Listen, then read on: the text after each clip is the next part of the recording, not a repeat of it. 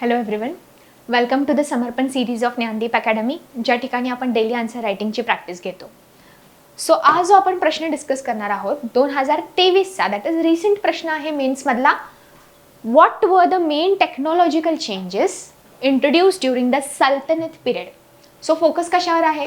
सल्तनत पिरियडवरती. आता लोकस काय आहे? पुढच्या प्रश्नात सांगितलंय.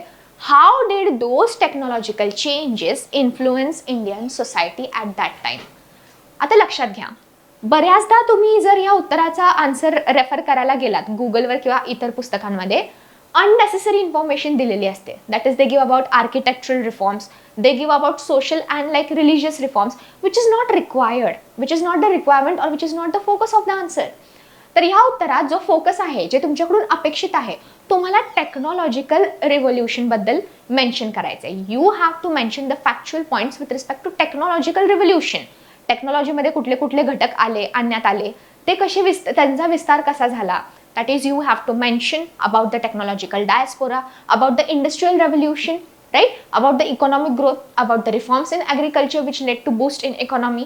So you have to, and of course about the Persian language, how enrichment of Persian language led to revolution of the society during the Sultanate period. So हे सगळे घटक तुम्हाला तुमच्या उत्तरात मांडायचे आहेत. Okay? Now when we are discussing the introduction to this answer, introduction जसं आपण नेहमी like डिस्कस करतो, should be short, to the point and factual. It should be on basis of facts. So पहिला पॉइंट इंट्रोडक्शन मध्ये तुम्ही लिहू शकता, sultanate period marked revolution in agriculture, industrial and art sectors, giving reformed view of Indian society. Please note that you don't need to mention architectural peculiarities और architectural reforms. त्याची गरज नाही आहे ह्या उत्तरात. ओके. दुसरा मुद्दा तुम्ही लिहू शकता, flourishing Persian language and Gaz i Sikandari are milestones of contributing factor. का असं म्हणण्यात आलंय? कारण गज ई सिकंदरी जी टॅक्स रिफॉर्म सिस्टीम होती आणि त्यासोबत पर्शियन लँग्वेज जे फ्लरिश झालं, दॅट गेव इन्सेंटिव्ह और that boosted the revolution of Indian society in the और ड्युरिंग द सल्तनत पिरियड. मिलिटरी इक्विपमेंट्स रेव्होल्युशनाराइज झाले, मिलिटरी इक्विपमेंटचे इंजिनिअरिंग टेक्निक्स फ्लरिश झाले, पण त्यासोबत जो मेन फोकस होता, जो मेन लाईक कॉन्ट्रीब्युटिंग फॅक्टर होता, तो म्हणजेच पर्शियन लँग्वेजची डेव्हलपमेंट. कारण पर्शियन लँग्वेजला इतकं प्राधान्य देण्यात आलं की त्यामध्ये बुक आणि लिटरेचर छापण्यात आले. ओके. पेपर इंडस्ट्री फ्लरिश होत गेली, त्यामुळे नॉलेजला प्राधान्य भेटलं. Okay. Knowledge was given the prime significance और मोटो. त्याचसोबत नॉलेजचं प्रोपॅगेशन, त्याचं डिस्ट्रीब्युशन, याची देखील वाढ तिथं होताना दिसून येते. So this can be the introduction which is short, precise and giving a summarized view of your question, like what the question is demanding from your answer. त्यानंतर मेन बॉडीमध्ये तुम्हाला फॅक्च्युअल पॉइंट्स मेन्शन करायचे आहेत की बाबा कुठल्या घटकांमध्ये म्हणजे बदल झाला ज्याच्यामुळे तो रिव्होल्युशन सोसायटीमध्ये दिसून आला. तर पहिला मुद्दा, the wheel industry, wheel introduced by them give boost to the irrigation fostering economy. आता जर आपण कॅनल इरिगेशनचा विचार केला तर फिरोज शाह तुगलक किंवा Tughlaq dynasty was the one to reform और to flourish canal industry, canal irrigation on a large scale. त्यालाच पुढं बूस्ट देण्यात आलं with the introduction of Persian wheel, ज्याच्यामुळे इरिगेशन खूप जास्त फ्लरिश झालं, इरिगेशन सिस्टम्स खूप जास्त इक्विप झाल्या. आता इरिगेशन फ्लरिश झालं म्हणजेच इनडायरेक्टली ॲग्रिकल्चरल ग्रोथ किंवा ॲग्रिकल्चरल आउटपुट वाढलं, that will indirectly effect the economy. बरोबर. सो ह्यामुळे इकॉनॉमिक बूस्ट भेटली सोसायटीला. त्यासोबत sarangi and rabab were the two musical instrument discovered और इन्व्हेंटेड ड्युरिंग द सल्तनत पिरियड. ह्याच्यावरती प्रिलिम्समध्ये PYQ देखील येऊन गेला आहे. सो हा एक इम्पॉर्टंट कॉन्ट्रीब्युशन होतं सल्तनत पिरियडचं with respect to music industry और music art. Paper and book industry very very important, आणि ही इव्हॉल्व्ह झाली मुळात पर्शियन लँग्वेजच्या सिग्निफिकन्स म्हणून. Because of reverence, that is respect and dignity given to the Persian language at that time. So paper and book industry welcomed preservation and propagation of knowledge. Okay. So knowledge was given significance. Knowledge was the core sector of the society. Knowledge जपणं आणि ते spread करणं मासेसमध्ये, लोकांमध्ये, ह्याला प्राधान्य देण्यात आलं, ह्याला इम्पॉर्टन्स देण्यात आला.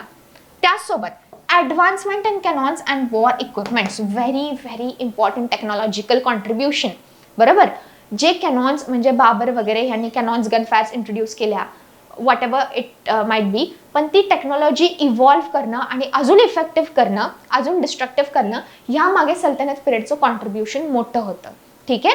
सो जे वॉर इक्विपमेंटच्या इंडस्ट्रीज होत्या, त्यातलं जे इंजिनिअरिंग होतं, जे लाईक टेक्निक्स होत्या, त्या खूप मोठ्या प्रमाणात इव्हॉल्व्ह करण्यात आल्या, सुधारण्यात आल्या आणि त्याला डेव्हलप करण्यात आलं.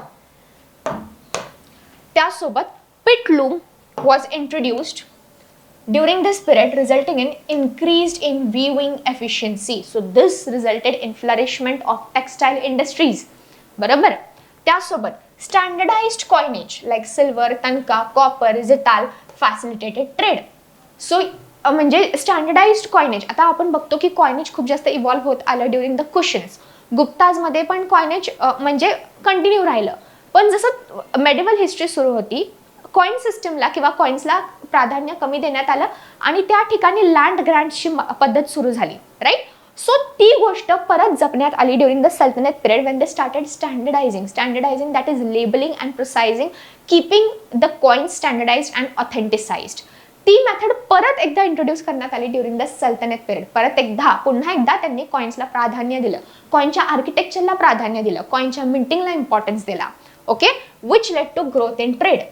Manuscript production and knowledge dissemination played a crucial role in the intellectual growth. कारण बघा, आता तुम्ही म्हणाल की इथे इंटेलेक्च्युअल ग्रोथचा आपण रेफरन्स का दिला पाहिजे, कारण इंटेलेक्च्युअल ग्रोथ डायरेक्टली नसली तरी इनडायरेक्टली टेक्नॉलॉजिकल ॲडव्हान्समेंटचा मोठा पाया आहे.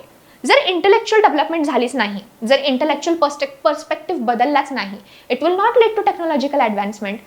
पहिल्यांदा इंटेलेक्च्युअल डेव्हलपमेंट झाली पाहिजे, that will give birth to technological advancement and that in turn will facilitate economic returns, higher economic returns. So जर आपण इकॉनॉमी बूस्ट करण्याचा किंवा टेक्नॉलॉजिकल ॲडव्हान्समेंटचा जर पाया कोण आहे याचा विचार केला, so our answer is intellectual growth of the society. This is the like grounding feature. Okay. So हे सगळे फॅक्च्युअल पॉइंट्स तुमच्या बॉडीमध्ये मेन्शन केल्यानंतर you can conclude your answer by stating that technological reforms adored, that is decorated with reverence, that is respect to language, and blended with reforms boosting economy,